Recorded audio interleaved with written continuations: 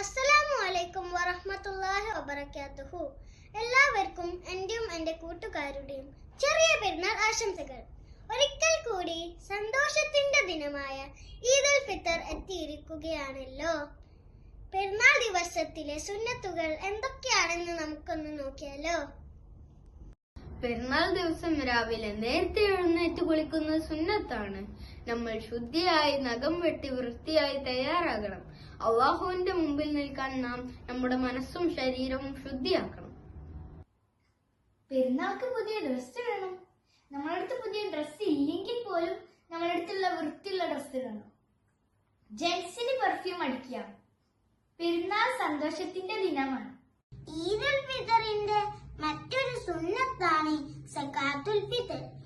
ഈദുൽ ഫിത്തറിന് മുമ്പ് സകാത്തുൽ ഫിത്തർ നൽകണം. ഇത് പാവപ്പെട്ട ആളുകൾക്കും സന്തോഷം നൽകാൻ വേണ്ടിയാണ്. നമുക്ക് മാത്രമല്ല എല്ലാവർക്കും പെരുന്നാൾ സന്തോഷമാകണം. പെരുന്നാൾ നമസ്കാരത്തിന് പോകുമ്പോൾ ഒരു വഴിയും മടങ്ങുമ്പോൾ മറ്റൊരു വഴിയും പോകുന്നത് സുന്നത്താണ്. ഇത് നബി സല്ലല്ലാഹു അലൈഹി വസല്ലം ചെയ്തിരുന്നതാണ്. പെരുന്നാളിന്റെ മറ്റൊരു സുന്നത്താണ് പെരുന്നാൾ ദിവസം നാം എല്ലാവർക്കും ആശംസകൾ അർപ്പിക്കണം. തഖബ്ബലല്ലാഹു മിന്നാ വമിൻകും. ബന്ധുക്കളെ കാണണം, പാവപ്പെട്ടവരെ സഹായിക്കണം, എല്ലാവരും സന്തോഷത്തോടെ ഇരിക്കണം.